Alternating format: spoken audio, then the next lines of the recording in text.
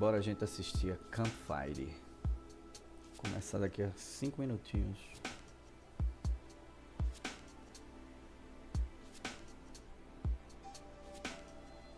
O que será que nos aguarda? Oh, mas assim não dá pra ver o chat. Melhor assim, né?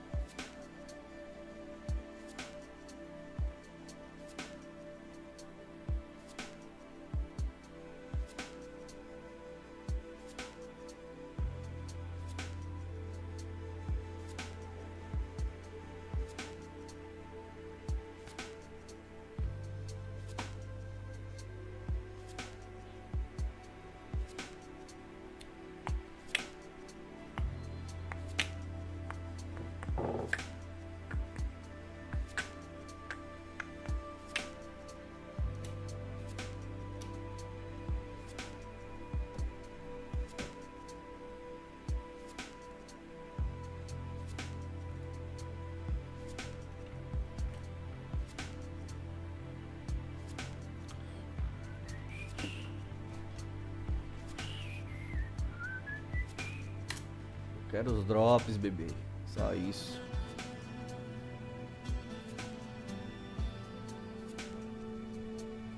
O que é isso aqui? Tudo para resgatar no mundo. Tá, obrigado. Não sei o que é isso. Pontos no canal.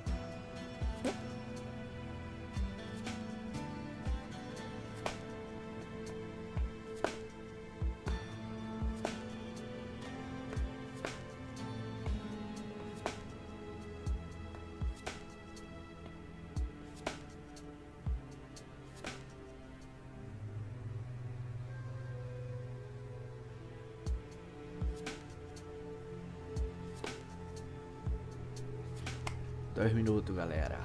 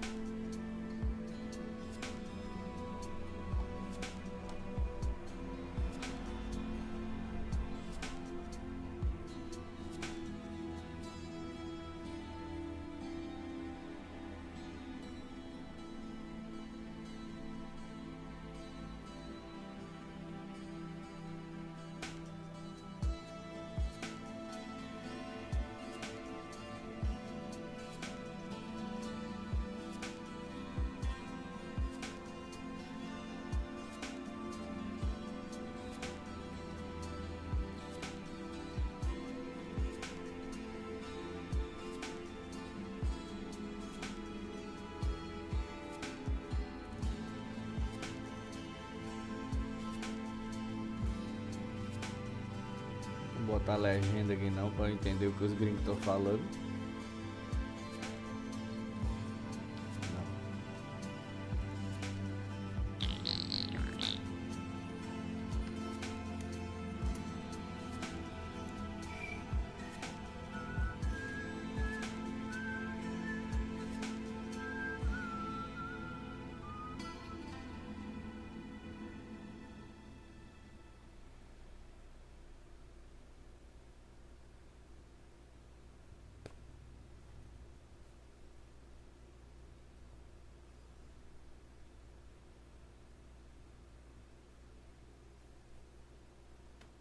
Simbora. Hello everyone and welcome to our latest developer update stream. Today we're going to be getting into everything coming with Season 9, Sins of the Harajam in Diablo 4. My name is Marcus Kretz. I'm a community manager here at Blizzard Entertainment. Adam Fletcher will not be in today, although I can assure you he is 14 feet to my left, crushing Celsius at an alarming rate. We got a great show for you today. We will be jumping into everything coming with Season 9. We've got a familiar cast of faces here today. We've got some lovely people. Today I'm joined by Miss Aislinn Hall. Aislinn, do you want to introduce yourself and tell everybody what you do on the Diablo team? Yeah, absolutely. So hi, I'm Aislinn. I am a systems designer working on the final design team. Typically I work on seasons. Hi, I'm Charles Dunn. I'm a class designer working on the final design team, also working on the seasonal updates for all the class design stuff. Hell yeah. And coming in hot all the way from downtown Albany, New York, Mr. Dan Tangway, welcome back to the stream. Hey everybody, yeah, thanks. Good to be here. So I'm Dan Tangway. I am the design director for Live Surfaces. Nice. And, things aren't too hot in Albany these days, Dan? It's cooling down. There was a heat wave earlier. Electricity went out. No AC. No fun. Well, AC's back. We're good to go. We're good to party. Yeah. That's fantastic. And what better to party with than, very exciting to say, we've got a Twitch drop this stream. So, if you have Twitch drops enabled on your account and you're watching on Twitch, you'll be able to snag the Lacunize Pupil two-handed Sork staff. And the really exciting part about this staff is that it's got a nice crystal kitty on the end. So if you're a big cat fan like myself, you can watch this stream or any other eligible stream in the Diablo IV category for 30 minutes, and you'll be able to claim that. We do have some FAQs for Twitch drops on our blog that announce the stream, so if you're having any issues, go and check it out. And no, you cannot watch the stream muted. You have to have us unmuted and listen to our beautiful voices to collect that staff. So enjoy. To give you a little overview of the stream, it's been a while since we chatted since the Season 9 PTR. We're going to give you a bit of a refresher on the overview, what does Sins of the Horadrim bring. We're going to go through some class balance updates, some PTR changes, and then we're going to get into some Q&A towards the end of the stream. And so in terms of what questions we're kind of looking for the Q&A section, you know, something like what are the goals of seasonal class updates is a great question. Anything that's really speaking broadly to like the why of how we do things. You know, if you want the nitty-gritty changes, you can go check it out in the patch notes. But we're looking for, you know, nice and broad questions. I asked Dan what kind of question he might want to hear from chat, and he said, you know, do they prefer affix or affix? So, you know, some other things to chew on for that. But yeah, stick around towards the end of the stream. The community team will be grabbing your questions, and we'll look forward to answering those. Absolutely. So yeah, but without further ado, Sins of the Horadrim, they've been sinning. How have they sinned? We're going to find out. Dan Tangway is going to walk us through everything coming with the season and tell us what the Horadrim have been up to and why are we dealing with their past choices. Yeah, let's do that. So, graphic here. And this graphic be pretty familiar to a lot of you, but that's going to cover all of what Season 9 contains, and it is a lot. So, Season 9, Sins of the Horadrim. First up, you're going to get a new quest line, new seasonal quest line. I'm going to go over a little bit about the premise behind that after I get through this massive list of things.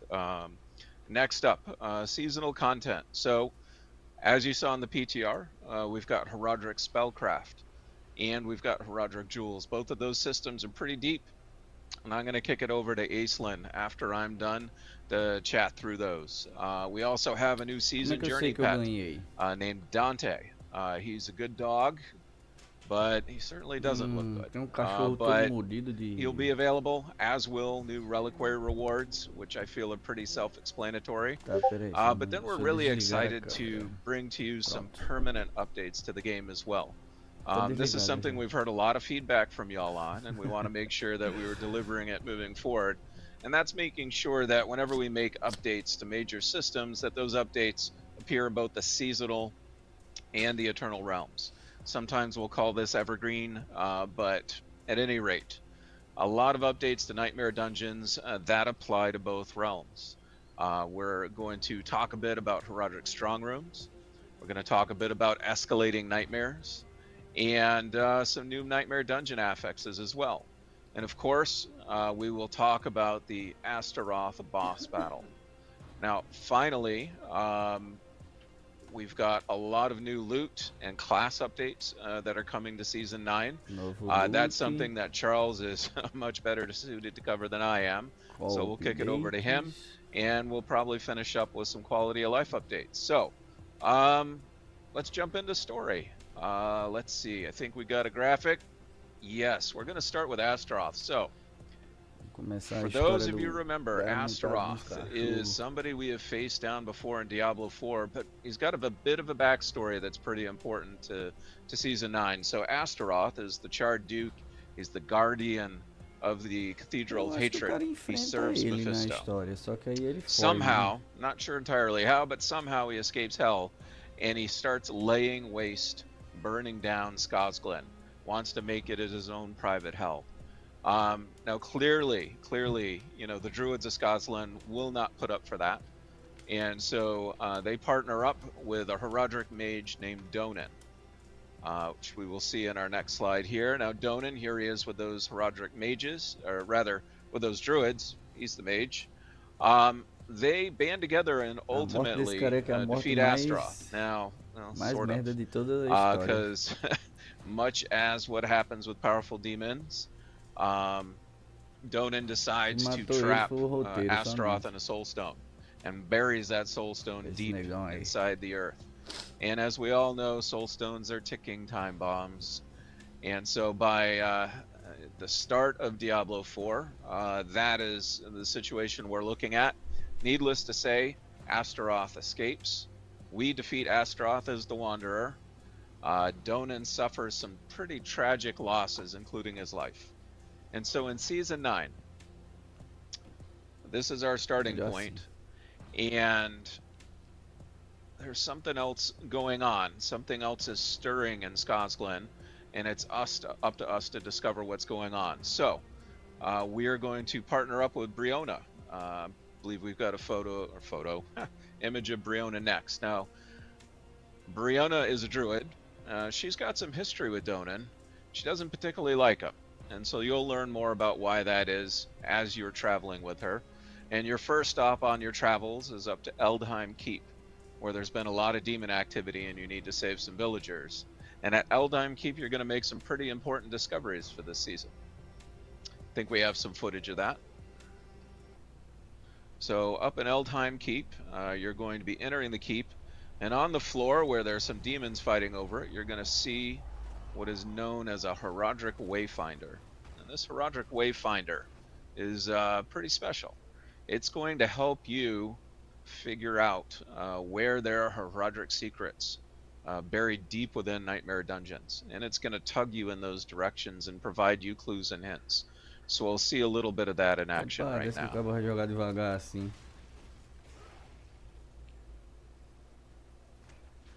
Now, as you get closer, a Herodric totem is going to reveal itself, a gateway. And upon clicking it, you've got to fight a couple of enemies that are guarding it. But ultimately, you're going to discover that it opens a portal to an unknown part of this particular dungeon.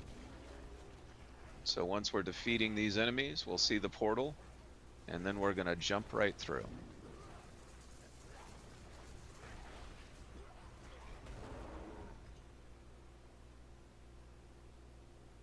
And so now we're inside what is known as a Herodric strong room.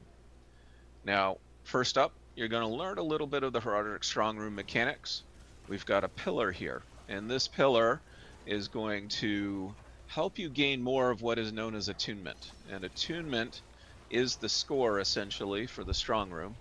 And as you gather more, it's going to boost your rewards. But before you get into the actual strong room, you've got to choose what kind of test you want to take. And in fact, you can choose up to 3 tests.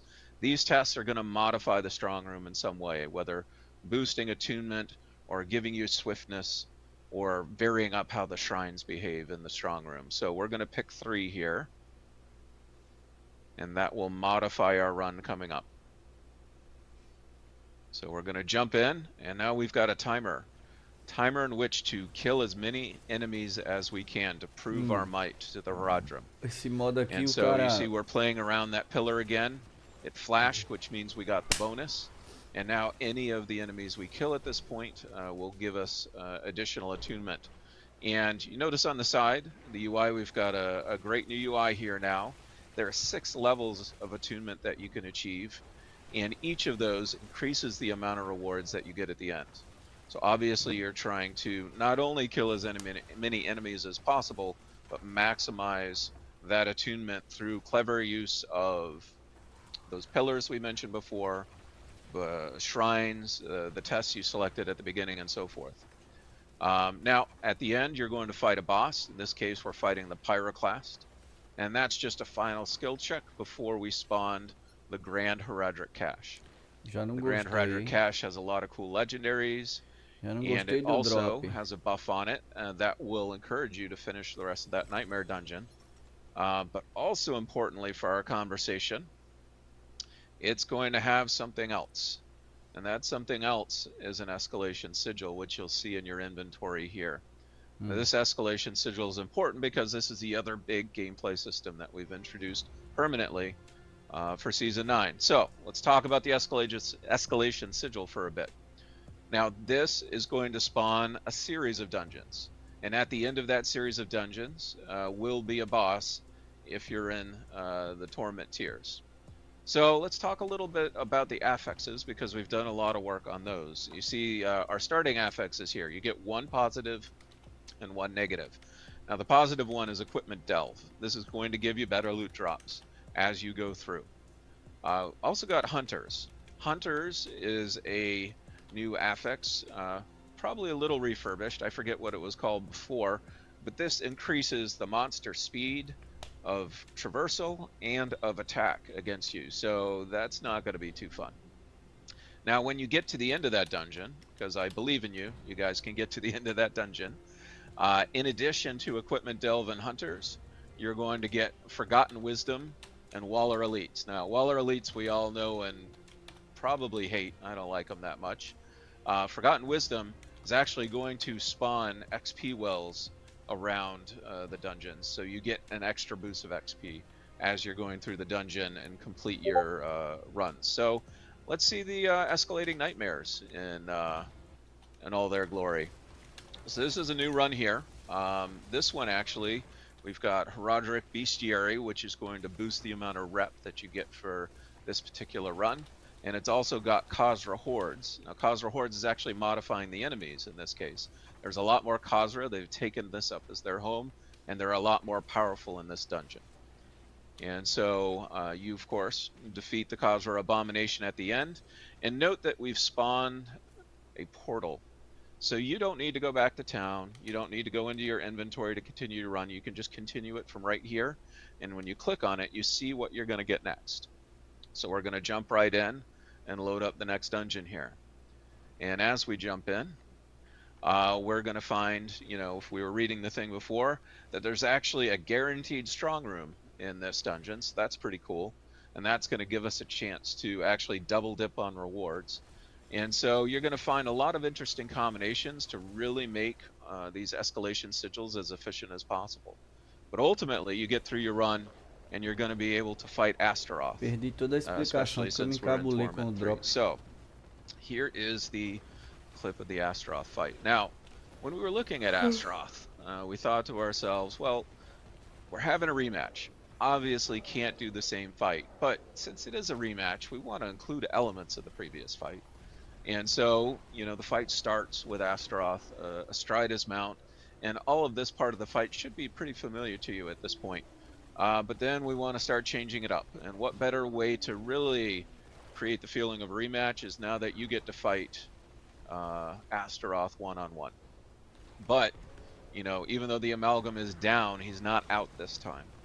And so the Amalgam is sitting in a pool regenerating, creating a hazard that you need to manage, while you also need to fight Astaroth. Of course, he can cheat and walk through the pool, but you can't.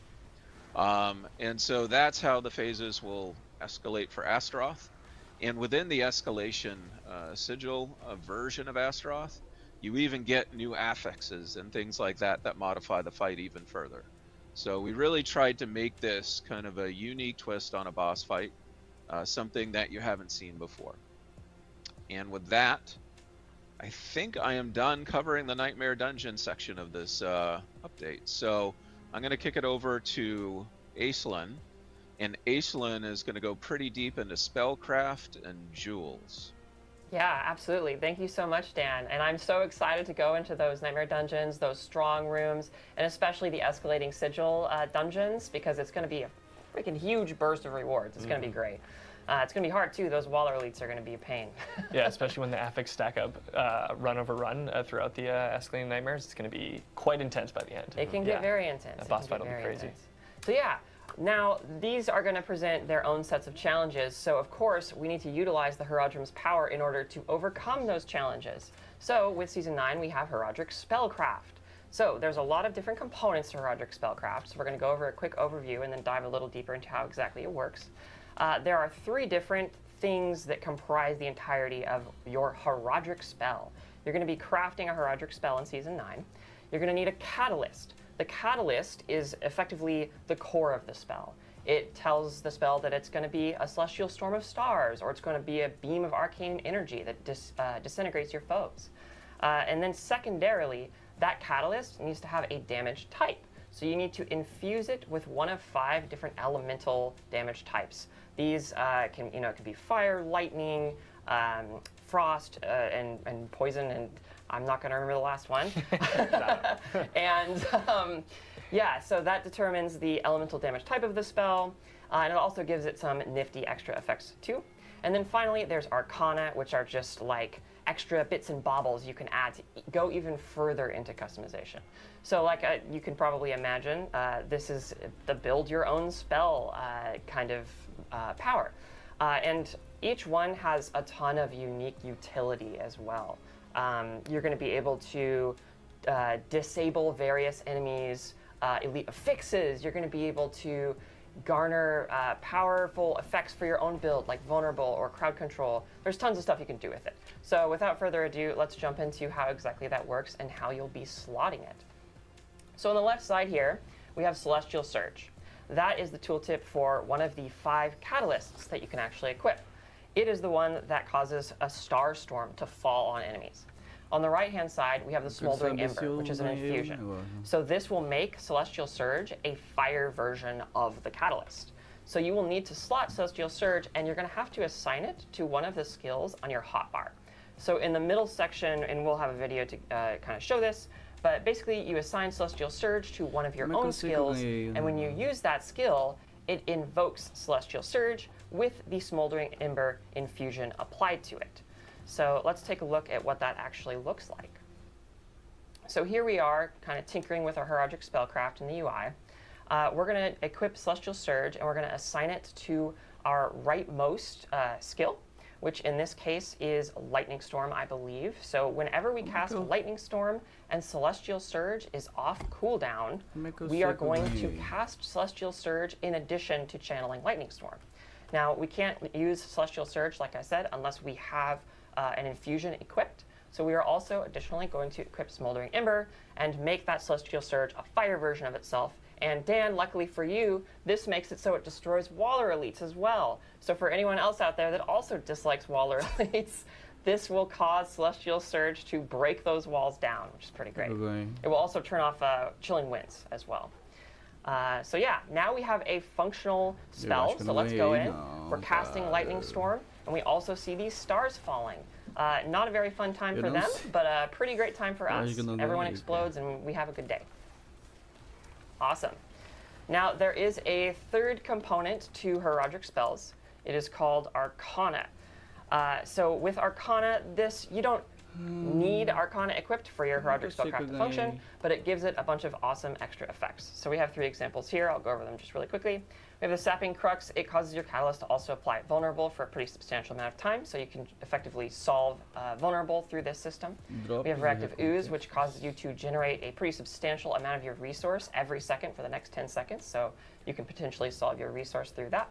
And we also have Sharpening Gizmo, which will blast people for quite a bit of physical damage and increase the lucky hit chance of your catalyst. Spoiler, your catalyst has a lucky hit chance, which can be really, really useful. Now, we also have some fancier Arcana. These examples are Magic and Rare Arcana, but the Nightmare Orb is Legendary. So Legendary Arcana is a bit different in that each of their effects differ based on which catalyst you apply them to. So these 2 tooltips might look the same at first glance, but they're actually for 2 different catalysts in the game. The left-hand side one is specifically for propulsion, so it causes propulsion to additionally fear enemies, and while they're feared, they periodically explode, which we will also check out. Sounds very scary, to be honest. And then on the right-hand side one, we have the Disintegrate version, which causes them to take way more damage while they're feared from the actual catalyst effect, which is pretty great. So let's take a look at what this looks like in action. So we have a Spiritborn here who has the Nightmare Orb equipped to Propulsion. Boom, Propulsion explodes everywhere. They are all freaking out, they're feared, and they're exploding even more. And to be honest, I would also probably be feared if I was constantly exploding. So that makes sense. And that is the quick and dirty overview of the Horadric Spellcraft system. There's a ton to experiment with in this system. Can't wait for you guys to dig into it. There's so many different combinatorics, so many different possibilities. So go wild, go crazy, try everything. It's a blast. Yeah, I really love how you can customize it, not only in like the effect of the spell, but also like how you use it, right? They do have cooldowns, but then you can assign it to any one of the skills on your hotbar. So if you just like want to save it for a specific utility moment, right? You've customized it in such a way that, hey, it solves those Waller affixes, right? And that's what you want to use it for. You can make sure it's assigned to a cooldown that you're going to save for that right moment. Or if you're just trying to really optimize its damage output and its DPS, you just put it on your basic or core skill that you know it's going to come up very often. And you don't need to really think too hard about it. It's just going to trigger when it triggers. Yep. It's true. Like the crazy amount of combinations that come from the system. Like I know I said on the PTR stream, and I feel like the people who have played the PTR will be advantaged now because I feel like this is something that the patch notes just can't do justice. It's going to be very hard to read through that and get a good example of how you can theory craft and build craft through these. So it's really something you're going to need to jump into the game, get your hands on, and then really start to tinker with because there are so many possibilities. So if you have played the PTR and you know these systems, then you've already got that advantage of knowing how intricate these systems are. So. It's true, it's true. And there's not just that. You know, you thought that was enough Horadric magic. There's more. Throw another layer on. Why not? Yes, there's also Horadric jewels. So Horadric jewels are powerful gems that you can use to augment your Horadric spellcraft and your character's build even further. So when you go into these strong rooms, once you're in Torment difficulty, whenever you complete one, you're going to find a Horadric tome. And this is knowledge that the Horadrim have stored away to craft these really powerful, unique Horadric jewels. Once you find the tome and you use it, you can go to a crafting station and then with gem fragments and the seasonal currency, craft Horadric jewels. They're crafted with Horadric vials and gem fragments. It's not as many gem fragments as it was to craft occult gems, so it's not quite as a massive grind as it was before. And they're specifically socketed into amulets and rings. So you have 3 sockets that are specifically designated for this, which means that you can have up to 3 Horadric jewels.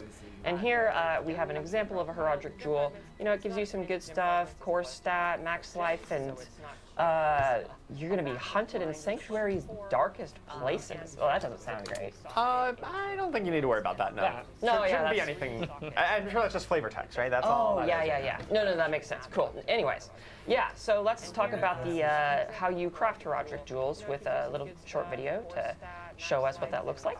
So we have the Horadric Lapidary here, which is where you're going to go to actually craft the jewels. We're going to navigate to the Craft Jewels section. We have them neatly organized among different categories to help you just, sift through it all pretty easily. And we have quite a few of these. You know, I think there's 16 in total. There's 16 Horadric jewels. So whenever you go into a strong room, you're going to find more tomes, which is going to let you craft more, and then yada yada. So here with our wonderful Stalvar, the Awakened Arbiter, we want to craft an idol from below. So we need 15,000 of 3 different gem fragments and then 3,000 of the seasonal currency. And voila, we have our idol from below, which is fine because there's nothing wrong with this and nothing bad is going to happen from this gem at all. So it's no problem. You'll also notice that it gives you bonus armor and resistances. So you're not actually missing out on any of the bonuses you would typically get to your defense from normal gems being socketed in those slots. But yeah, so wait, what's this? It sounds like the idol from below is actually I'm hearing not that's great. not actually just flavor text. It might be functional. Oh my god. Oh no. Okay, so when you have the idol from below equipped, sometimes mummies will spawn. They're the jewel guardians that are guarding this jewel, and they will attack you, and they can be very scary. So be very careful if you decide to equip this jewel, especially if you're playing hardcore. My goodness, please don't equip this jewel if you're playing hardcore or expect to die. Yeah, they don't just spawn when you're alone in an empty room. Sometimes you're in the midst of an already big pack or a boss fight even, and these guys will come out trying to get their jewel back from you. Yep, it's pretty spooky. But you can do some very clever things with these guys. Sometimes it's actually really good to have extra bodies to be able to hit for like whatever skills or triggers you have, which is pretty neat.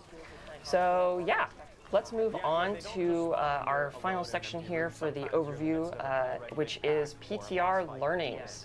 So we learned so much from PTR. We can't talk about every single thing because it's a tremendous list. It is. But we do have some highlights we wanted to talk to you guys about.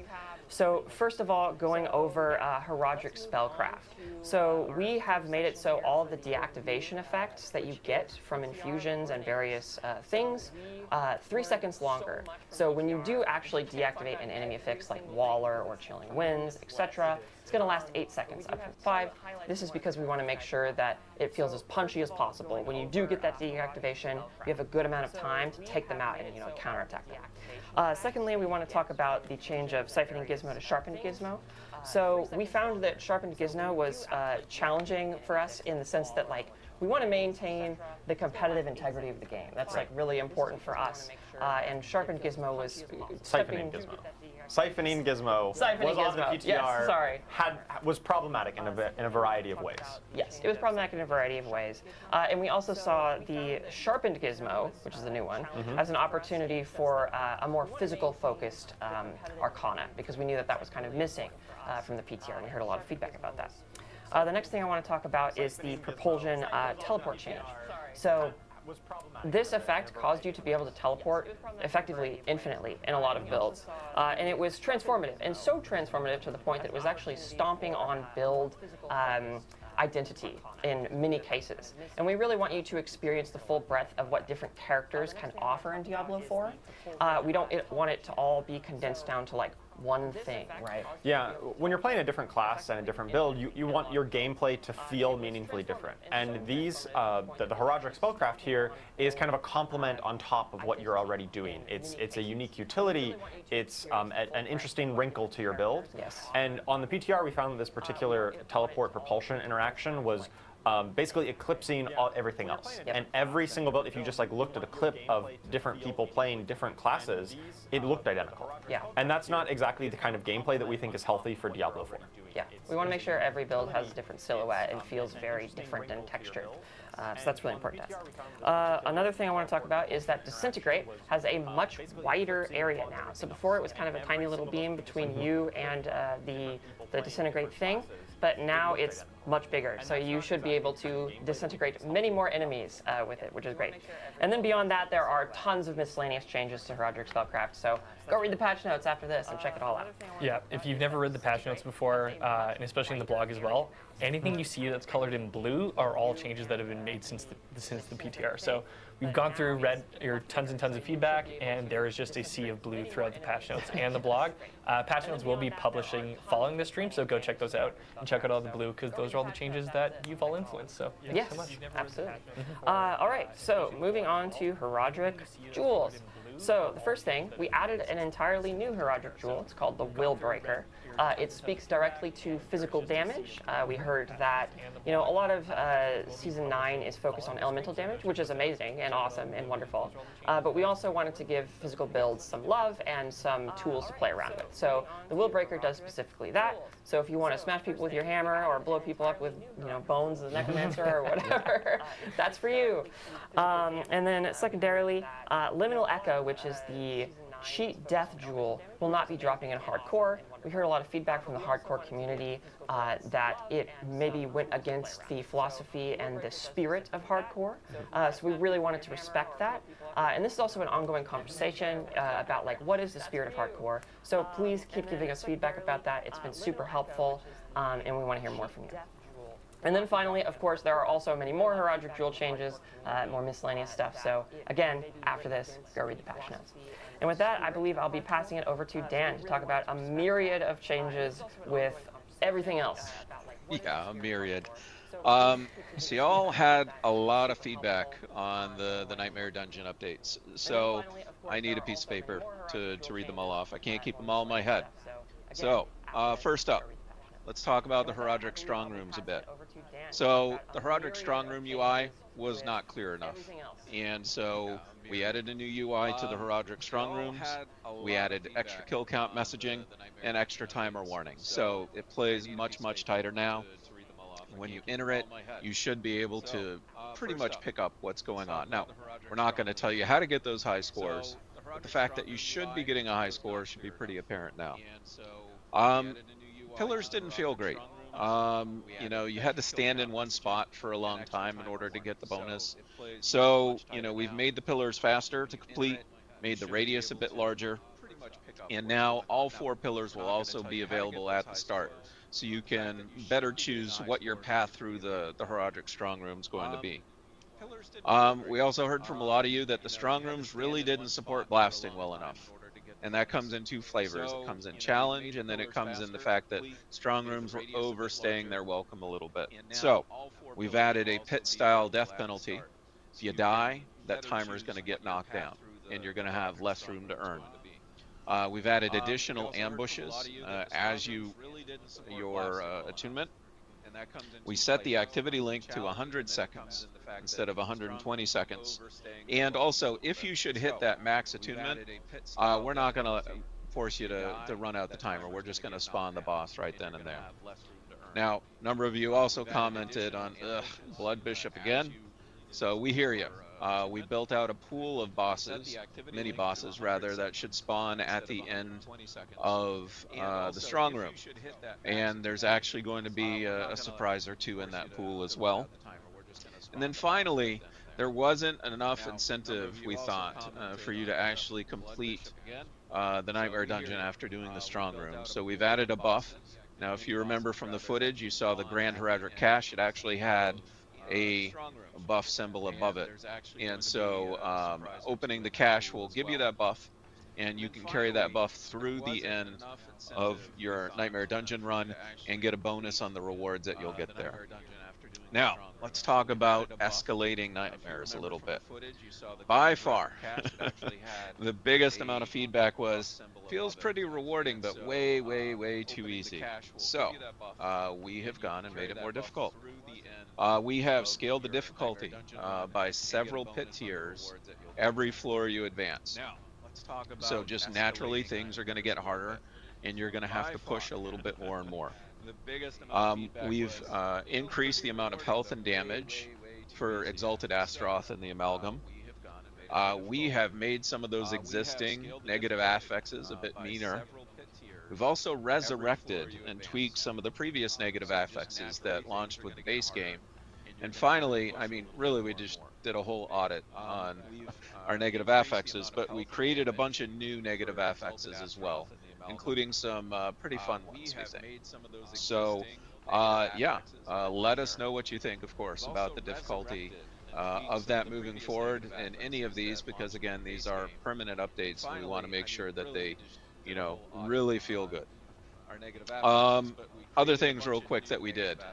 So we boosted the scalable rewards to match the increase in difficulty. So as things are getting more difficult, we still want to make sure that the rewards are keeping up, that we don't tip in the other direction. It was a little hard to notice the gizmo that's on the floor that allows you to jump to the next dungeon, so we just opened the portal automatically, which you saw in the footage. The escalating sigil didn't stand out enough, so it's got a beam now. It's got its own art, so that feels pretty good.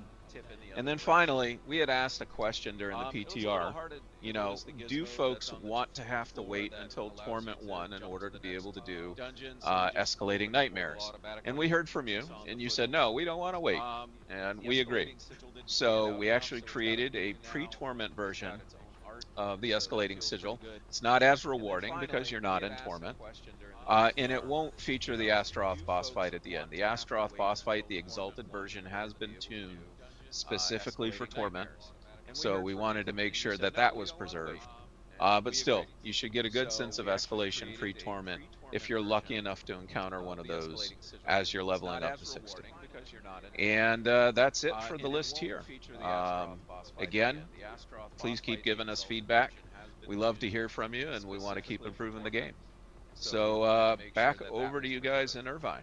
Fantastic. Thanks for walking us through that, Dan. And yeah, I mean, it's been, we had the PTR early in June, so it's been a while since we had it, but yeah, we received such a ton of great feedback. And yeah, Dan, like, it sounds awesome. Like, the strong rooms are punchier, the escalating nightmares are more nightmarish, and, you know, Dan made a great point too, like, those are going to be permanent additions to both, excuse me, Eternal and Seasonal realms. So we do really want your feedback on that because it is going to be an iterative and then permanent permanent part of the game. So we do want to tweak it where possible and get those in there. Yeah, it's super important that we get the new Nightmare Dungeon stuff and the escalating nightmares really down well, because we want it to be a repeatable thing that you're doing pretty consistently in your experience. So when you are doing that kind of stuff fairly consistently, it needs to feel like really punchy, it needs to feel really smooth. So it will be a very iterative process. We will be taking a look at more feedback coming in and probably making additional improvements to it over time. Yeah, absolutely. And Dan will be coming back for Q&A at the end of the stream, so we will be grabbing your questions then. And I did want to call out Mac Hayes from chat when Dan was going through the Horagic Strong rooms, said, blast me up, Dan. So love to see that. Love to see that in chat. Heck yeah. But yeah, in terms of more changes coming down the pipe, probably our biggest, most substantial part of the patch notes is always the balance changes that we have coming in. So Charles Dunn, take us to the promised land. What balance changes do you have for us? Yeah, I'd love to talk about all the class updates that we did for Season 9. And so my section, I'll be talking about some of the new stuff that came in that you may have seen on the PTR, but also talking about some of the adjustments we've made since the PTR. Some of the learnings, some of the feedback we've gotten, and how we've iterated since then. So at a high level, there's a few broader initiatives that we've done that really affect all classes in some ways that we're doing here for Season 9. The first one you probably saw a lot on the PTR was a basic skill buff. Listed about basically every basic skill in the game, and most of them were buffed rather dramatically. Some of them 2 or 3x their damage increase.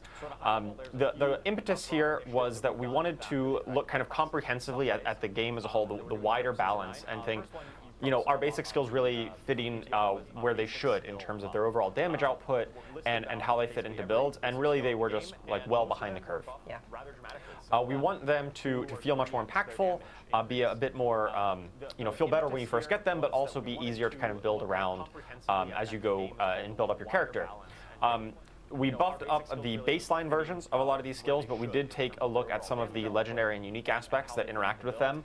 Our goal wasn't to be like, oh, basic skill builds, you know, kind of like we saw with Spiritborn and a Barb in the past. We didn't want those to be like, oh, here, this is we're making them the new meta. Yeah. This is more around like rebalancing the whole game as a whole, and we started with basic skills, trying to establish a firm power budget for them, and we're going to be looking and doing these kind of passes on other categories of skills, such as core skills, ultimates, etc., in future seasons. That's going to be like an area of focus for us moving forward. We're just starting here with basic skills. Yeah, it's like a health pass really on basic skills, and we'll be taking more looks at more categories. Right. With the from the PTR, one big thing we noticed was that Pain Gorger's Gauntlets, one of the unique items that really empowers these basic skill builds, was definitely not living up to its billing. It didn't crit or overpower whenever its damage kind of echoed out, and it's supposed to be like a multiplier on your basic skill damage, but really it fell a lot short. So we've made an update so that now Pain Gorger's Gauntlets is going to be able to crit and overpower just like your basic skill damage. So that should definitely be a huge boon to those types of builds. Yes. Speaking of overpower though, overpower was overpowered, and we have done some nerfs to it. For the past few seasons, overpower-based builds have been definitely dominating the top of the meta, and it was definitely crowding out builds that really couldn't utilize that, things like dot-based builds or others. So with that in mind, on the PTR we tested an 80% reduction in the additive damage calculation of overpower. Not to get too in the weeds here, but there's kind of like an additive amount of damage that's based on how much fortified life and maximum life you have built up. We've just removed that completely. We tried an 80% reduction in what it was, and we decided it's still too strong, it's still too complicated, and we just removed that portion. So now when you overpower, you're going to do up to 50% bonus damage, just like a critical strike, but that's kind of going to be the end of the calculation there. We still anticipate, you know, if you really want to, the biggest damage number hits are still going to be when you crit and overpower at the same time, but it's not going to be that you must overpower or else nothing else matters. Right. It's just going to be in that same kind of bucket as critical strikes. Yeah, there's a certain point where something becomes so powerful that occurs, where it's like, if you didn't do that, then nothing else matters. And that starts to kind of erode the whole game experience. Yes. And finally, we did a pass on all the key passives in the game. Much like the basic skill kind of audit that we did, we looked at all the key passives and really wanted to look at some of the ones that were like outliers. They caused some of our builds that were 10, 100x stronger than other builds. A lot of times that came down to key passives that were scaling or interacting in ways that gave you far more benefit than some other key passives on other classes. And so some of those ones that had kind of that uncapped scaling, we added in caps to make sure that they don't get completely out of control. And ones that were like definitely underperforming, we did some rather substantial buffs to them to help bring them up to kind of parity across the board. So definitely I'll be touched on that a little bit later as we get into individual classes. So let's get on to the individual classes, starting with Barbarian. So our goals for Barbarian this season is definitely a meta refresh on exactly the Barbarian meta. For the past few seasons, we've seen a lot of Earthquakes, a lot of Dust Devils, a lot of the summons being really dominant. And those are cool, but a lot of the Barbarian's core fantasy is around hitting people with weapons, and so we decided, okay, we need to do some nerfs to Earthquakes and some of those other effects that aren't quite as physical, hitting with weapons, and buff up things like Whirlwind and Hammer of the Ancients that are a lot more core to Barbarians, base fantasy. Absolutely. With that in mind, we also got the new unique item, the Hooves of the Mountain God. Let's take a look at that here. This is the new unique boots item that is going to allow your basic skills, which I just talked about, to cleave. So once you hit maximum fury, you're going to start rapidly draining that fury, and while you're in kind of this draining state, your basic skills are going to cleave and do massively increased damage. And luckily, you're spamming out your basic skills. That is going to restore your fury and allow you to keep in this state as long as you stay in combat and stay fighting enemies. Yeah, and what I really love about this specific unique is that typically you try to solve your resource in a build, but with this, you try to stack as much of it as possible, so you can stay in the mountain god state or whatever you want to call it as long as possible. Yeah, and you got to stay in combat. You got to stay hitting people with your basic skills to keep it going. It's really quite powerful, and I think it'll really enable some of those basic skill builds that we were talking about, especially with the updated Pain Gorgeous gauntlets. Yes. We've got a clip of this in action. Barb walks up to a big old pack of skeletons, hits them with bash. Good old bash skill cleaving through the hordes and throwing them against the side of the canyon here. Yes, very good, a new unique to enable base skill builds. Not just bash, all of the basic skills will cleave with this, so, find out which one works best for you. Yeah, Frenzy. Can I hear any Frenzy enjoyers? Yeah, indeed. All right, let's move on to Druid here. So the Druid updates this season were mainly focused around Pulverize as a kind of a main skill that we wanted to look at. I'll get more into that as we talk about the Rotting Lightbringer in a moment, the new unique that talks with Pulverize. But ever since the PTR, we also realized that it was still underperforming in baseline, so we've done some buffs to Pulverize just its raw damage output, as well as refactored some of the upgrades on it just to move around that to better work with the build with Rotting Lightbringer.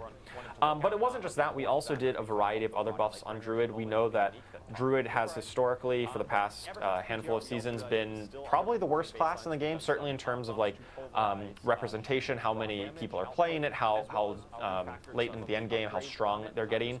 It's definitely fallen behind the pack. Yes. And so with that in mind, we've done buffs to a wide variety of the Druid builds. I can't just say any particular buff. It's a handful of legendaries and uniques and skills that got buffed up just to bring the whole class up a little bit. So let's take a look at that Rotting Lightbringer, that new unique. We did see this on the PTR, but it has been rather substantially reworked since then. We heard a lot of feedback that it wasn't quite as usable, it wasn't as good as it could be. So the new version of Rotting Lightbringer says that if no puddle is around you, then Pulverize is going to form a puddle of poison that guarantees its own overpower and deals a massive amount of its normal damage as poisoning over time. Yeah, this is really excellent because you can just go around and just make a bunch. Yes, it is no longer tied. It used to have like a 10-second cooldown, which felt really bad, where you would try to Pulverize and you're like, oh, the cooldown's not up, and then you move to the next pack and it doesn't work. It was very, it didn't work as well as you had hoped. Yeah. So with this new update, it should definitely work quite a bit better. And every time you do Pulverize, all of the puddles around you are going to splash some of their damage, because what's better than splashing poison all around?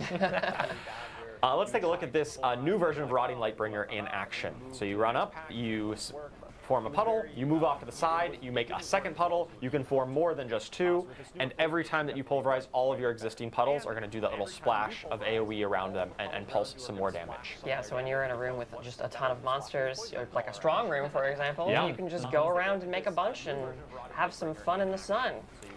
Or not the sun, because I guess you're in the dark dungeon. Yeah, it is The a sun nightmare and dungeon. the poison comes with you. Yeah, oh, how nice. Wonderful.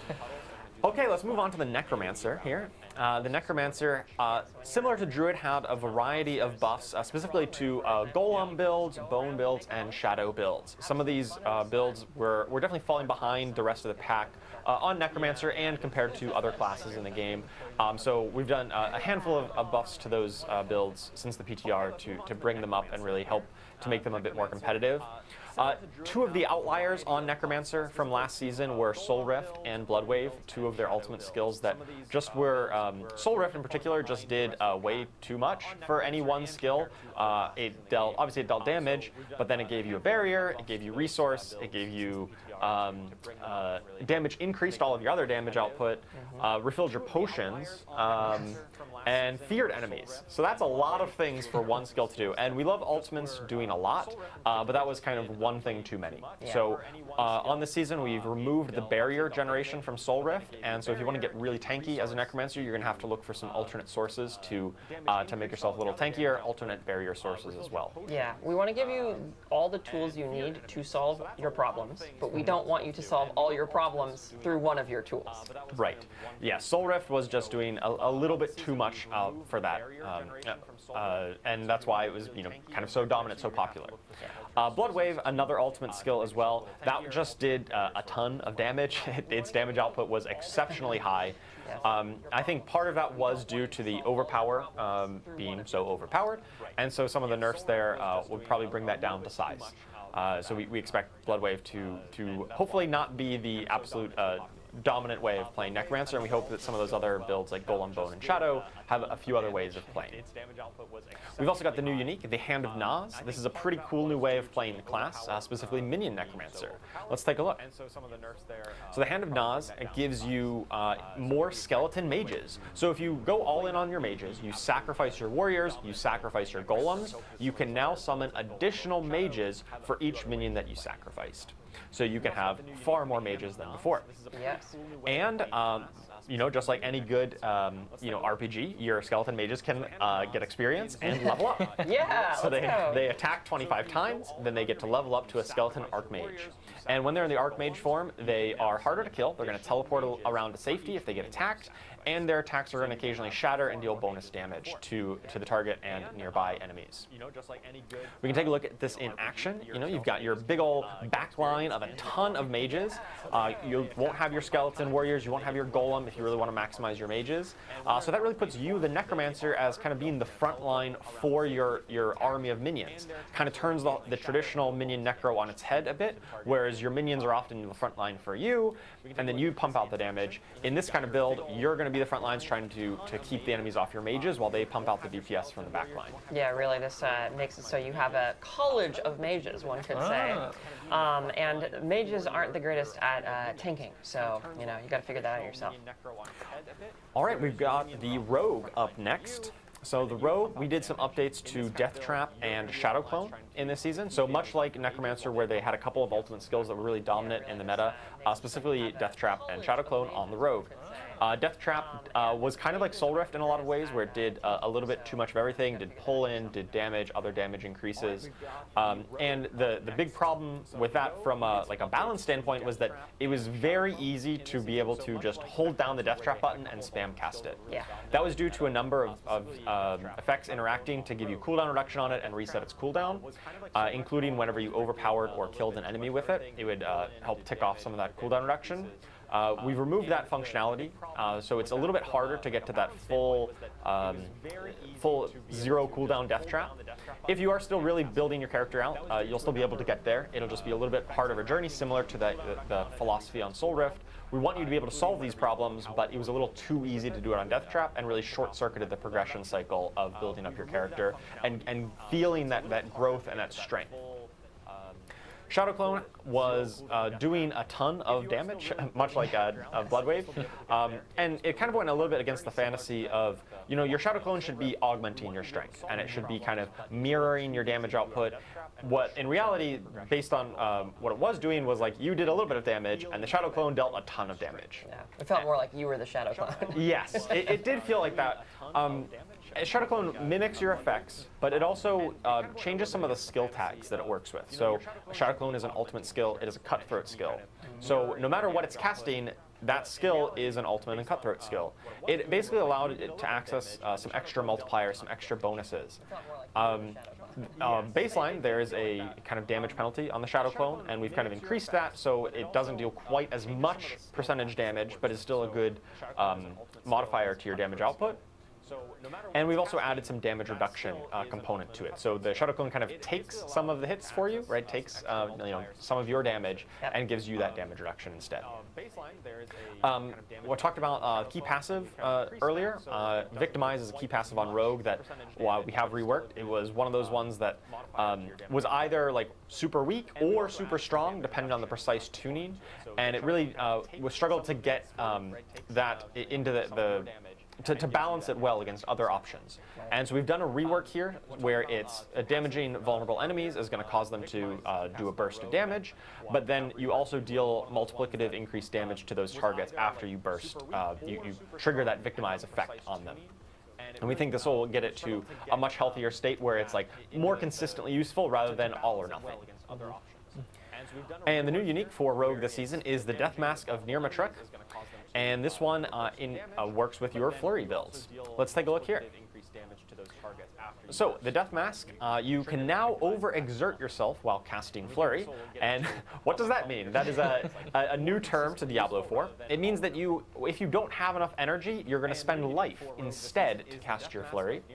And when you do spend life to cast Flurry, it's going to increase its damage and your attack speed rather substantially for a period of time. So you do get to go real fast, attack real quick, but be warned, the faster you attack without any energy, the more life you're spending, the closer to death you're going to get. It's called a Death Mask for a reason. Right, we've got a clip of this in action. So you are running through, you are dashing to enemies around, and casting Flurry super fast, even when you are out of energy, and now your life total is going to start draining the more flurries you cast. I never get tired of this clip. It's perfect. It's so ludicrous.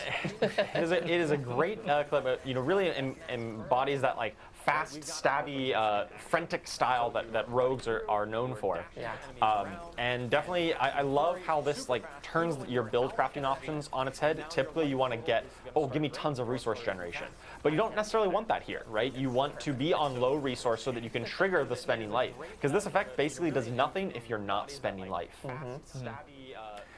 And for all those hardcore players out there, be very warned that this one, it won't actually kill you, but it can bring you down to about 8% life, at which point pretty much anything else will kill you. It will certainly help you die, that's for sure. Aizen, you were talking about running this on hardcore for next season, right? I was. I might be a little crazy.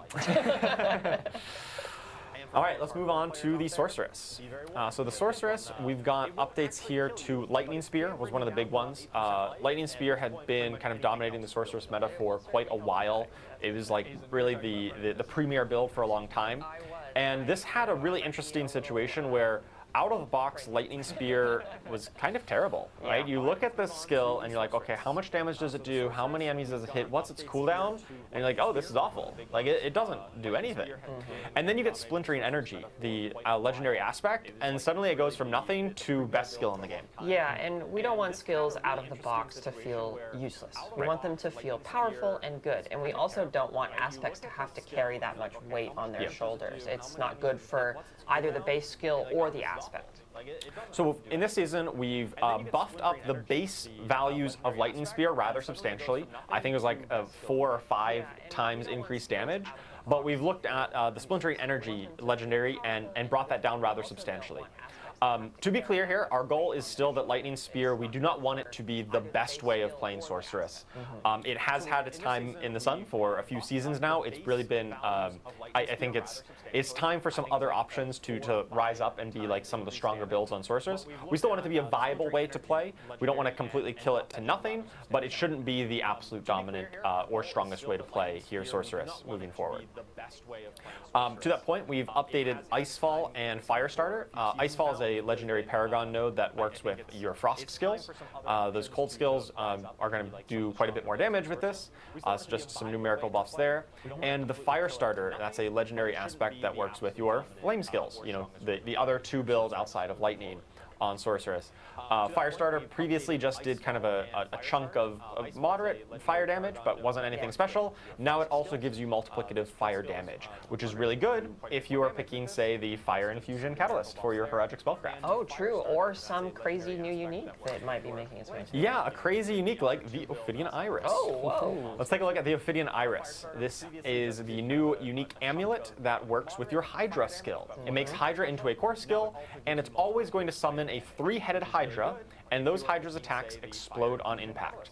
Now, previously, you could build up effects that gave you more heads to your Hydra, and for every head above 3 that your Hydra would have had, instead it grows in size and deals multiplicatively more damage.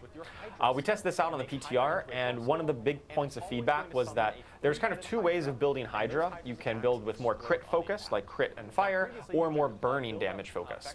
And previously, the affixes on the Ophidian Iris really tried to force you into the critical strike version of the build, and we've updated them here, so we removed that critical strike chance and added attack speed, which is good for both, and changed the ranks of the passive over to Primordial Binding, which is once again good for both, rather than giving you the critical strike pyromancy effect. Just being a bit more generic and allow you to play it whichever way you like and kind of equally support it. Let's take a look at this clip of the before and after in this terms of size. So on the left, you got your little piddly normal sized Hydra. If you build up a whole bunch of bonus Hydra heads, you get the big boy Hydras on the right, whose attacks explode on impact. Obviously, they deal a ton more damage. They kill the enemies much faster. And it just looks a lot bigger and a lot more visually impressive. They are absolute units. They really are. You get to become a Hydra parent. And also, honestly, I've never felt bad for a Khazra test dummy before, but I feel kind of bad for this guy. Yeah. I'm really looking forward to playing with this one Yes. on next season. Yeah, this will be. This is exactly what I'll be running for Season 9, Charles. Sweet. All right, let's move on to the final class, Spiritborn. So for Spiritborn this season, we've looked at updating the Razor Wings build. That's a build that has had some support but never really quite got there. We've made some adjustments to some of the legendaries and that affect that build to really help bring it up and make it a bit more robustly supported.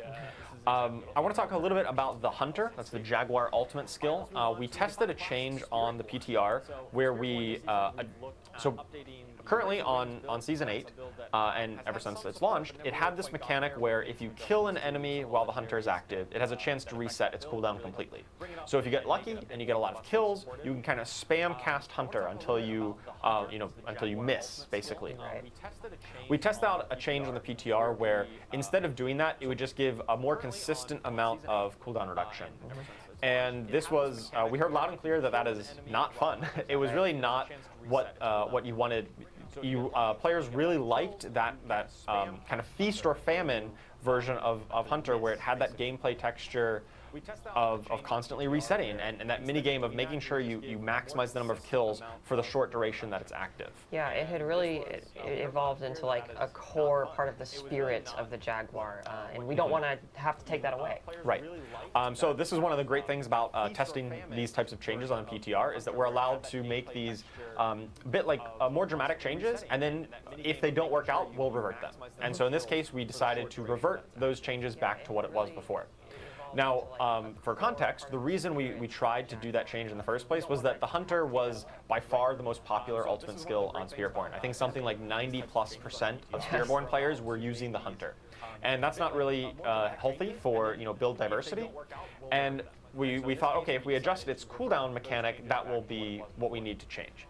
So instead, we looked at some numerical adjustments to it, so it doesn't have quite as many bonuses whenever it does function, but it still functions the same as before. Yeah. And in order to promote a bit more diversity, we've buffed up the other ultimate skill options. The other 3 Spirit Guardians now will give you other ways of giving multiplicative damage whenever you have them active. The Devourer will give you multiplicative poison damage. The Gorilla Ultimate, the Protector, will give you bonus damage while you stand in his area that he's pounding down on, gives you that area of power. And the Seeker, the Eagle Ultimate, will give you guaranteed critical strikes while it's active. Awesome. And finally, we've got the new unique item, a Balazan's Max Latel. We've got, I've been working on that pronunciation. Nice. So good. Been working on that one. Nailed it. All right, so Balazan's Max Latel. We've got, let's take a look at that. This is the new Pants unique. It triggers when you attack enemies who are close, it'll trigger your Thorns damage as poisoning damage. So it's like poison and Thorns combination here. And every time that you've retaliated with Thorns, so you've gotten hit recently, then that poisoning damage is going to increase. I really love this unique because it speaks to the spirit of Thorns, which is like, I must be hit and then I retaliate. Right. But like expands on that, which is really cool. Yeah, and it gives you more consistent value. Like if you're not getting hit, your Thorns was worthless. Now you building up Thorns is still positive offensive value, even if you're not getting hit. But of course, getting hit and triggering those Thorns is going to get you even stronger. On the PTR, this was definitely very powerful. Very powerful. Very, very strong. We did adjust its numbers down quite substantially. The percentage of Thorns converted has been reduced. We still expect this to be a very powerful build, but you know it's gotten brought down a notch or two because it was by far the most powerful build that we saw on the PTR. Yeah. All right, we've got a clip of this in action here, right? So you're standing in the middle, you're getting hit, you're clicking your defensive skill so that you can survive, and then once you get hit and stack that up, you can go around and apply bonus poisoning at Thorns damage to all of the enemies around you. Those idiots. Why are they even hitting you? I don't know. All right, and so that covers all of the class updates. Once again, make sure you check out the patch notes after the live stream here. Check out the blog. It's got all of the details. I kind of glossed over some of them because there's so many details to go into. Go and check those out for all of the very specific changes that we're making come Season 9. And can't wait for you to see, to try out all of these new effects. Woo! Thank you for that, Charles. Take a bow. Yeah, the patch notes are absolutely massive this season. They won't be hitting in all languages following the stream. We're looking to have those published just prior to the start of the season on July 1st. So some languages will be available, but expect most of them towards the start of the season because the patch notes are absolutely massive. So like Charles said, dive into them, get those changes, and Charles, can we get that Spiritborn unique name one more time? Balazan's Max Latel. Balazan's Max Latel. Heard it here first. The man's a pro. The man's a pro. So as we've gone through the stream, we've got all these great components from Season 9 coming through. We've got the Project Strong Rooms, we've got Escalating Nightmares, we have all these excellent balance changes and class updates coming in. So it feels like we've got this nice cake, and we just need a little bit of frosting and some sprinkles just to finish it off. So I know, Aislinn, you've got some nice little tidbits to get into towards the end in terms of system updates. So what can we look forward to in Season 9? Yeah, so not only have we done all these awesome, specific Season 9 things, we've also done our best to improve the game eternally or in an evergreen fashion or permanently, however you want to say it. So yeah, a big thing that we learned from Season 8 is that we really like it when we feel like we have different ways we can play the season. So in Season 8 specifically, you went into the apparition incursions, and it sometimes ended up feeling while you were leveling like you had to do it a bit more than you actually wanted to. Like you'd rather go do some other things. And so the way we want to change that in Season 9 and going forward forever is elites and bosses are now going to grant seasonal reputation regardless of what the season is. It doesn't matter what the season theme is, you can always make progress towards reputation by killing those strong enemies. So that should make it so, it doesn't matter if you're going to the seasonal activity, you're still going to make progress. The seasonal activity or whatever exists in a season will still be a really fantastic source of that specific seasonal power and rep and currency and what have you. But we want you to feel like you can just take some detours and explore the game at your own pace and in your own way, and the season still recognizes that. And similarly, we had Lair Hordes grant seasonal currency in Season 8 specifically because it was the season of bosses, but we decided to just keep that going forward because basically all roads lead to lair bosses now. Like you're going to find lair keys by doing a variety of activities. And so it felt like a very ubiquitous place for us to imbue seasonal currency into the game as well. And this isn't to say, this isn't an exhaustive list, right? I got to wave over here. This isn't an exhaustive list. You are still going to be earning earning extra seasonal reputation and seasonal currency from doing seasonal specific stuff too. So it should just be a much larger pool of ways to play. But yeah, so with that said, let's jump into some of the permanent details, or permanent changes and details of the Nightmare Dungeon and Escalation Nightmare systems. So Dan already went over this quite a bit, but I wanted to just talk a little bit more about the why and the how of this all. So we added a bunch of new affixes, positive affixes to Nightmare Dungeons. And the reason why we wanted to do this is because we wanted to make sure that when you're sifting through your different Nightmare Dungeons, it feels like you have different options for how you can make progress for your economy. So you'll notice that these blue affixes, like the Herodic Materials Reserve, Gem Reserve, Gold Reserve, they're pretty self-explanatory. If you go into those dungeons, you are going to get more materials from the chests that appear, or more gems, or more gold. And there's quite a few of these different positive affixes. And the big impetus behind this is we really wanted you to be able to sift through your Nightmare Dungeons, find the gap in what you're currently looking for. Like, for example, if you want to craft a Herodic Jewel and you need gem fragments, go find the Herodic Gem Reserve Nightmare Dungeons and run a bunch of them. And so hopefully this is like a tool that you guys can utilize and really patch up those problems. And secondarily, we also know that if players are going to be going into Nightmare Dungeons much more frequently going forward, that there should probably be a lot of replayability and variety in the negative affix experience too, so it kind of feels a little different and cool. So we really took our time. We kind of rebranded, rethemed a bunch of the affixes. We added a bunch of new ones, like Dark Omen is specifically an entirely new one, so be careful going into one of those dungeons. And we also added many more of the potential elite affix, the elite affixes that can appear on Nightmare Dungeons, like, for example, Waller, Vampiric is another one. And this is all just, again, to make Nightmare Dungeons feel like there's more variety as you're playing through all of them. Awesome. So yeah, I think we can go forward here and check out what a actual Herodic Reserve looks like. Just as a PSA, so if you go in and you're chomping through a Nightmare Dungeon, that's what a Herodic Reserve will look like. So there will be a bunch of those throughout a Nightmare Dungeon. Make sure to open all those to get your nifty new positive affix rewards. And then on top of that, of course, we have the new permanent addition, the Escalating Sigils, which are just Nightmare Dungeons, but even punchier. So, as Dan was saying, we made it so you're getting even more rewards from these things as you're escalating. They're going to raise in difficulty as you go through each escalation, which I would like to point out does mean that you can surpass Torment 4 with these now, which can get very terrifying. And there's also unique affixes that can only appear on escalating sigils. And here we have the actual Astaroth affix, or rather the Astaroth list of affixes that we're going to be dealing with when we fight Astaroth. So Dan kind of alluded to this, but we can see that one of the negative affixes here is Meteor Storm. That's an Astaroth-specific affix, and that actually changes the way the Astaroth fight works. And there are quite a few of these, so every time you go in and fight Astaroth, it's going to feel a little different. There's going to be different challenges you have to face. And there's also going to be a lot of really fantastic rewards that he drops too. Like, for example, the Riches of Keys gives you, I think, like Infernal Compasses and Undercity Tributes, and Lord Zier's Offering gives you quite a few keys to go and fight Lord Zier. And, it's all modular, it's all randomized, and it's a lot. It's a lot of rewards, which is great. But it's a lot harder too, which is also fun. But yeah, so that's the overall on these Nightmare Dungeon and Escalating Sigil things. And I just want to say, as one last thing, like I mentioned before, this is something that we want to continuously improve upon because it is such a major new thing.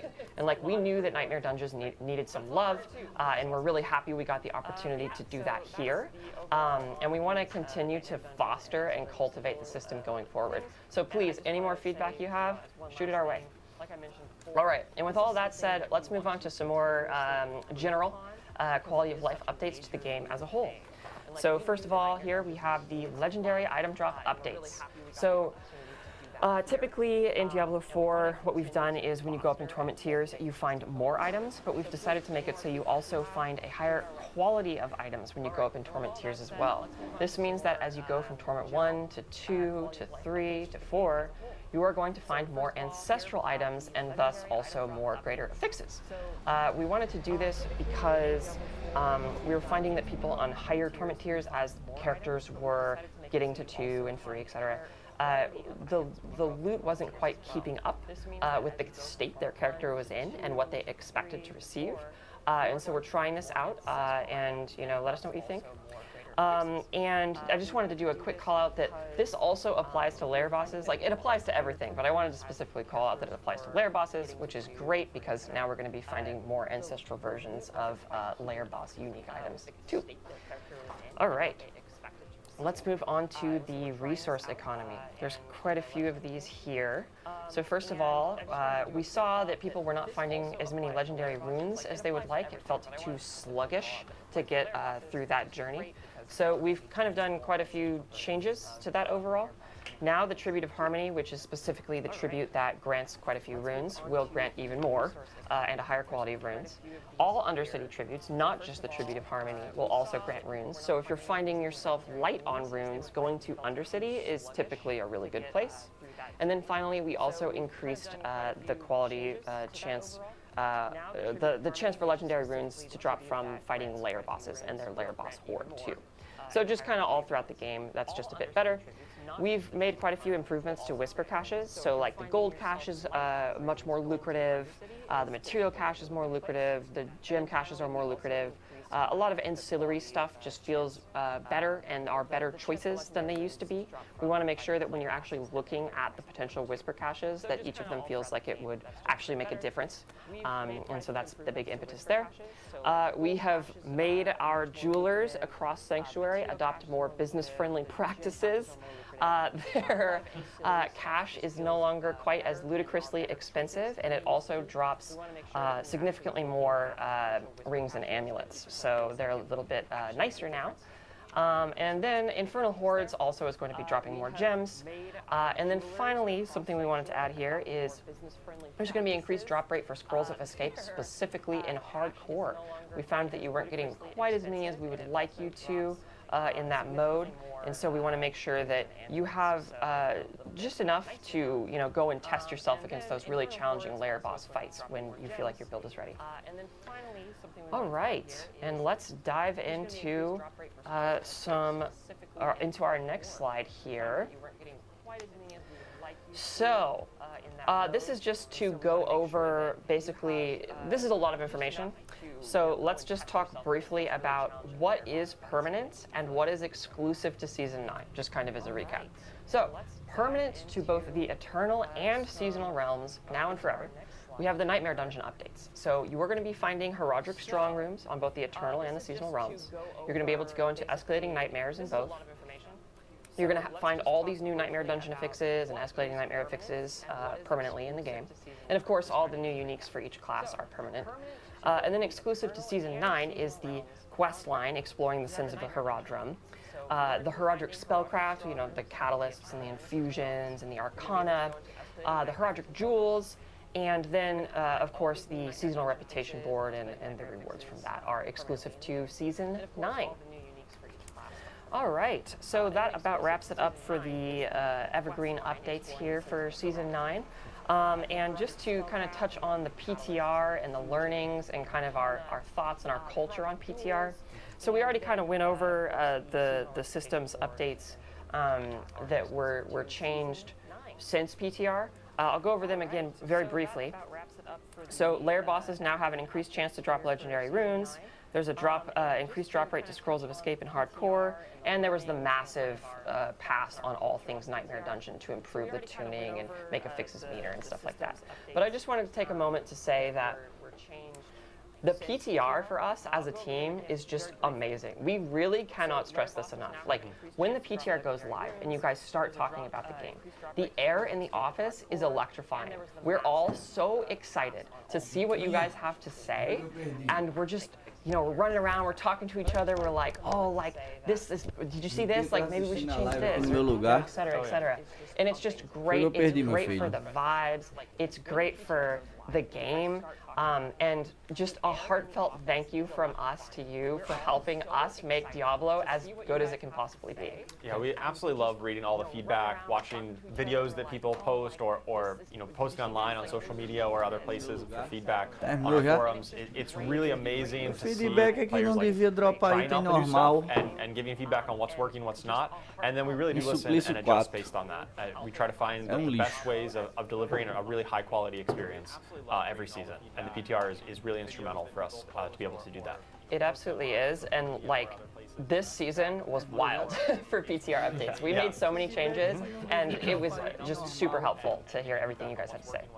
Yeah, thank you so much for that. Like, being able to have players jump in, test the content, also gives us such a better feel for how things are going to go in season launch, so then we know we can take a confident step forward, knowing that our players who are just diehard Diablo 4 fans Eu vejo essa have bandeira given de us their great arco-íris. feedback, and then when season tô vendo launches que vai on ter July 1st, we now know that we already esse have all of notebook these problems desse cara, addressed. We've got these esse bugs that are coração de taken care of, arco-íris. and even just like in terms of like bugs or Na challenges or camisa the dessa nega. unique that got entirely overhauled, we now have that chance to make those Faz changes ahead of sentido. time. So yeah, from the bottom of our hearts, É thank ok, you so vamos much for trazer o jumping que? into Skin de testing unicórnio and giving us all your próxima feedback, temporada. because we appreciate it, and it does make this game a whole lot Pijaminha. better. So thank you for that.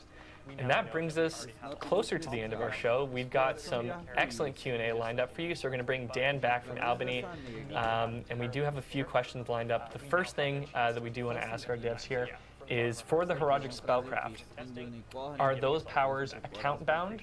Are they partition bound? Or do you need to level them up specifically for each alt? Yeah, so they're going to be partition bound. So on, for example, seasonal softcore, if you make a new character, you'll have all your progress from your previous seasonal softcore character. So it's partition bound. If you make a new seasonal hardcore character, you would have to find the new Heroic Spellcraft, but then any future seasonal hardcore character you make would have access to that same progression. Awesome. Nice. Okay, we've got our first question coming in from the Sanctuary Discord. Getty asks, how does the team currently feel about boss design? Are invulnerable phases something you're looking to continue with in future bosses? And that's an interesting one, because the Astaroth fight that just came back does have some interesting mechanics that aren't quite invulnerability, but it's more of like a segmented phase. So. Yeah, that's something that we've been Sort of a talking about a biggie. lot internally, with the new changes to the layer bosses. I think it's something that we, sometimes it's important, like it's cool for like the vibes of the fight if a boss has an invulnerability phase, but we also recognize that like once you get to a point where you feel like you can beat a boss, Mas tem um sometimes the embaixo, né? invulnerability phase can feel like an obstacle, potentially an Tá sem unwanted dormir, eu acho, a obstacle. bichinha. And so the team has definitely been exploring some ways that we can create that similar feeling without necessarily putting a hard stop on a fight. Yeah, there's definitely some examples even Sure, already I in the guess I'm game gonna- where it's like, hey, if you're able Diablo to kind of IV. beat a DPS check and you're able to get the boss like down to a certain amount or kill it before the phase, then you're able to do that. That's definitely one good example that we're definitely looking at kind of replicating other boss fights. Nice. Okay. Eu só precisava de Charmed alguns Chaos. minutos. Does the strong room time count against the dungeon's completion time, or are they separate? Dan, you want to take that one? Then you're able to do that. I'm thinking about this right now, and I am not entirely certain. My guess is that it does count towards the dungeon completion time, but yeah, I think we're gonna have to, go back to the team and post an update online about that. Cool. I guess it's a philosophical question of, is the strong room its own realm? Like, are you, defying the logic of where you are in the dungeon? Or, I mean, you do blast through it pretty quick, which is good. But then, you might take your time leaving it or going back in to find some more goodies. So, yeah, that's an excellent question. I've got another one from Why So Blue Panda Bear. Don't be sad, Panda Bear. At Diablo, do we still get Obdicite in these Escalation Nightmare Dungeon runs? Oh, yeah, you do. There's also even there is an affix that increases the amount of Obdicite you get. And again, also the escalating Nightmare Dungeon runs scale. So scale with rewards, and difficulty. But as you go up and up and up, you just get more Obdicite and the affixes become better. So if you find like the extra Obdicite affix later on, it's like showering Obdicite. It's a lot. That's unreal. That's absolutely unreal. This one's for you. Might be for Aislinn. The Bird King. Has anything been confirmed about GA or general greater affix rates going up at higher torment tiers? Oh, yeah. So that slide we had talking about the increased quality per torment, they will be going up, yes. You're going to be finding more ancestral items, and so consequentially, you're going to be finding more greater affix items and items with more greater affixes as well. Unreal. Thank you for that, Aislinn. Scream Hard. At Diablo, question Q&A. Will we start to see seasonal power systems incorporated into the base game? There have been several that I was fond of that could add depth. Yeah, I can talk a bit about that. Obviously, every season when we make some of these powers, like the Project Spellcraft or the Witchcraft powers and the boss powers in the past, they were exclusive to that season. Yep. That being said, we are a team with a bunch of designers who are always looking for good ideas, and especially good ideas that have proven to work in the game. And so we definitely, when we're looking at making future systems and future improvements to the game, we are absolutely looking at some of the best performing seasonal powers and thinking about how we can integrate that into the game. So it's very likely you'll see some of the better received and more popular seasonal powers potentially return in the future. But for the time being, they do still exist just in their season. But they are absolutely still on our radar to bring back in other forms and other ways for future content. Mm-hmm. Yeah, and I do love, even for the season overall, instead of having seasonal powers that we have and then look at the favorite ones, such a massive part of the mechanics of this season are just already going to be permanent and in eternal and seasonal realms, which is so nice. So it's true. Yeah, really just those power systems are really the seasonal parts. And a lot of our focus on seasonal development is plussing up base aspects of the game, like the Nightmare Dungeon system as a whole. We're looking at making sure that part of the game is improved and is evergreen. And then a lot of the powers are things that are exclusive for the season, but we are still looking out for good designs and ways of bringing back the popular ones for the future. Hell yeah, absolutely, Charles. Mippy, at Diablo, are the escalating nightmare sigils craftable or only droppable? Important question for leveling. I think I might send that one to you, Dan. Yeah, that's another one I'm not sure about, unfortunately. So I believe they should only be able to drop from the Herodric Strong Rooms. That's where you'll be finding escalation sigils. Right. And I think I just to the point, if you want to try to be farming them, you can craft Nightmare Sigils, trying to find ones that have the Herodric Strong Room guaranteed on there. Right. And then run the ones with the strong room. So it's a little bit, you can't maybe craft them directly, but you can craft ways of farming them. You can definitely go out of your way to find Herodric Strong Rooms, which then brings you to Escalation Nightmares. Yeah, and if you're looking for those pre-Torment Nightmare Escalation Sigils, you're going to be getting that from the Seasonal Reputation track. So before you are pre-Torment, if you want to play those and get used to them before you actually get to face off against Astaroth in post-Torment levels, you will be getting that from the Seasonal Reputation track. So look out for those. The Creether. Cool name. Ooh. How do you come up with the names for your uniques? Some of them are really interesting, and some are hard to pronounce. That's true. Are the names coming from lore, or just, did you find something cool that ended up fitting with the names? A lot of times they come from a lore. A lot of our uniques are handled by our wonderful narrative designers and quest designers who really have a firm grip on the lore and the world building of Sanctuary and all of the characters and factions within there. And so a lot of them do come from that.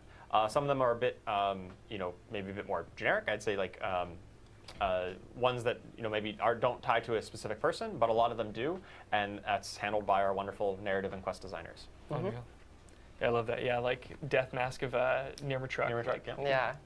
Chat was picking up also on the phonetic of "It's near my truck." Oh yeah, it's near my truck. That is how we've been saying that a lot. Leading up to this stream. Awesome. Okay. Oh, Draketh90.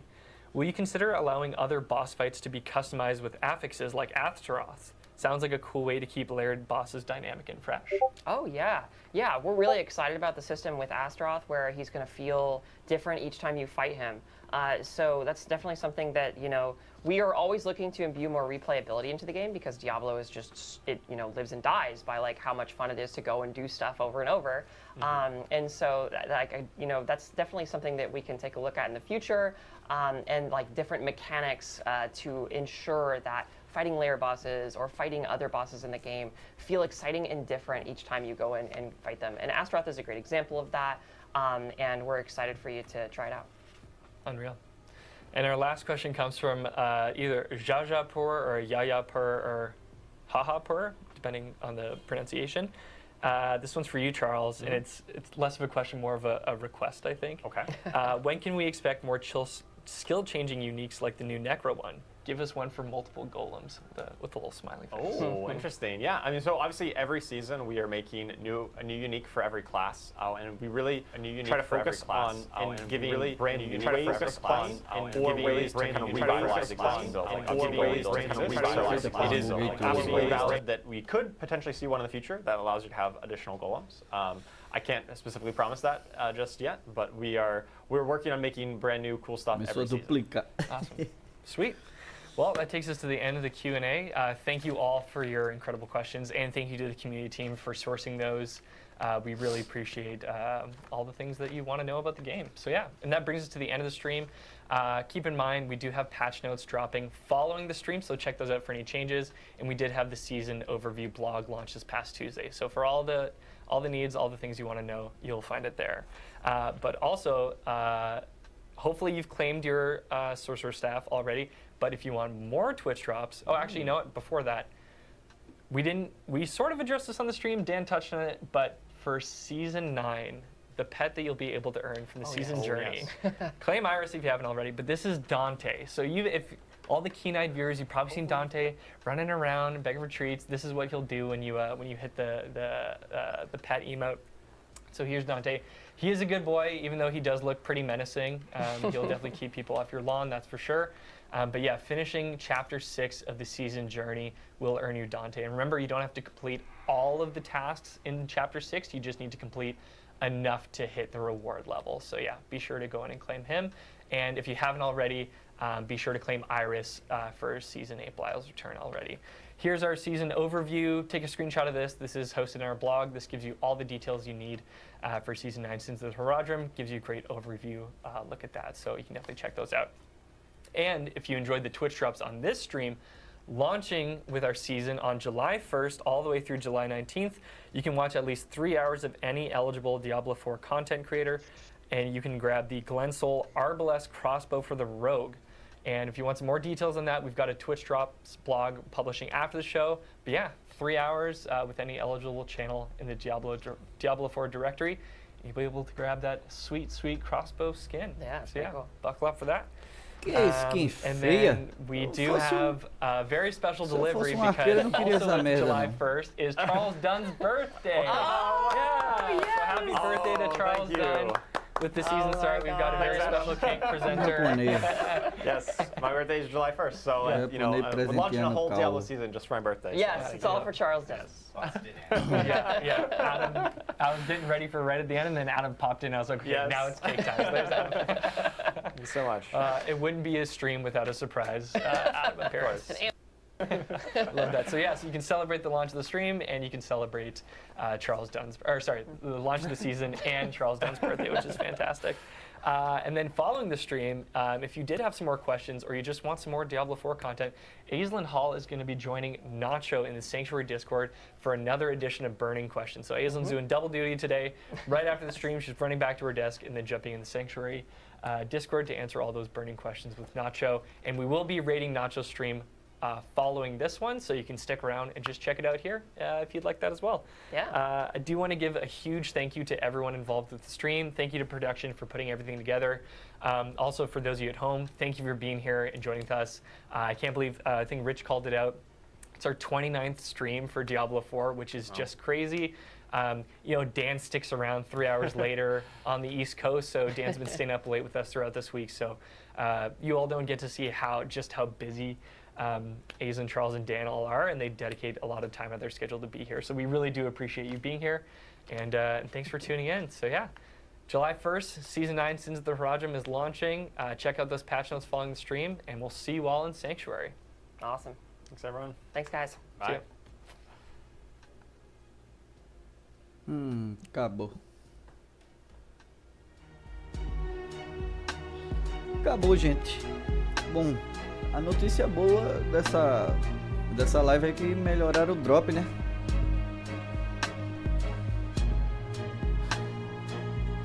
O que é isso aqui?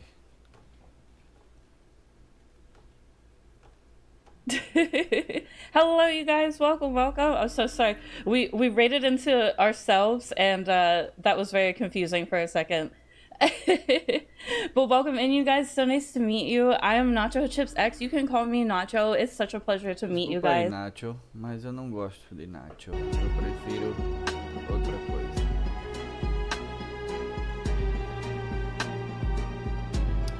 Enfim, terminou aqui. Espero que vocês tenham ganhado a skin do negocinho, né? Inclusive até vou abrir o Diablo aqui pra vocês verem que eu peguei. Tinha que ter assistido essa live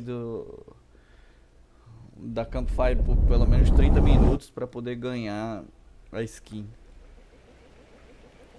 Eu ganhei aqui.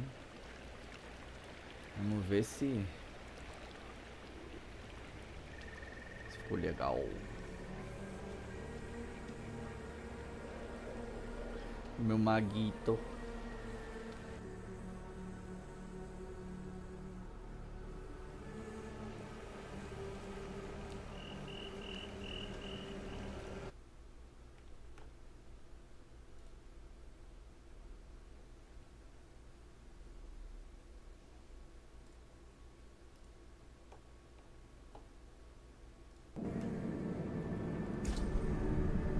Vou iniciar aqui só para mostrar para vocês como é que fica a skin no jogo.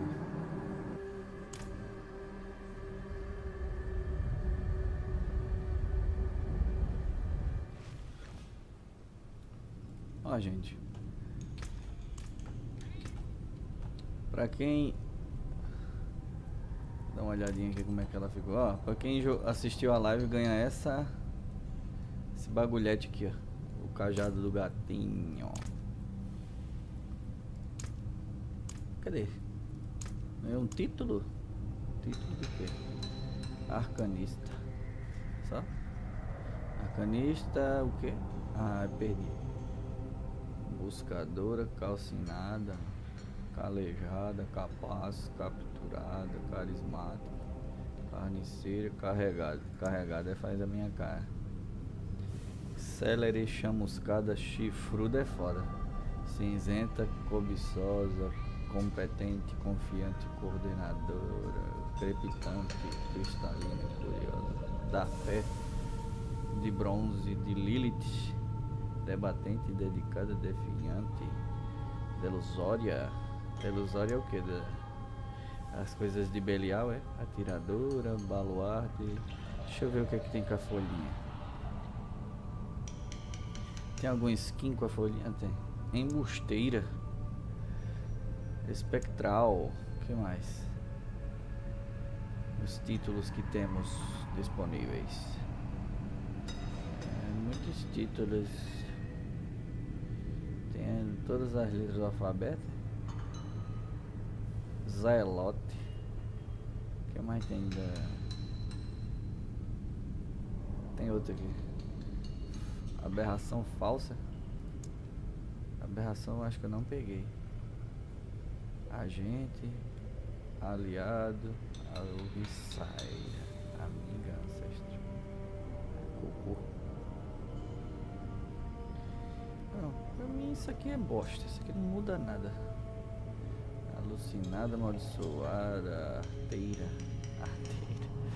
carrancuda, colérica, criacional da árvore, de caçador, de Cormon. Diabólico. Isso aqui é bom, hein? Só que eu não peguei. Sim, deixa eu mostrar pra vocês a skin aqui. Ganhei outra skin. Ah, essa aqui, ó. Gente, essa aqui que é a skin do gatinho, ó. Do cetro.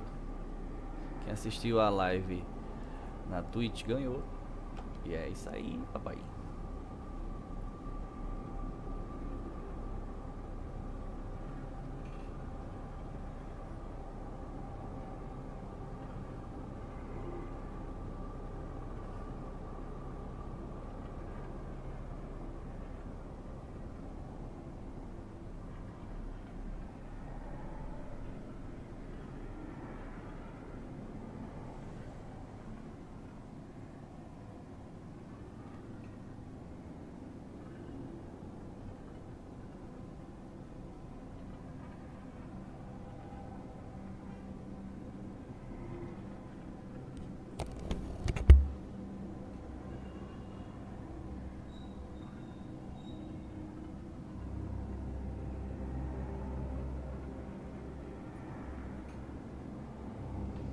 Vamos embora.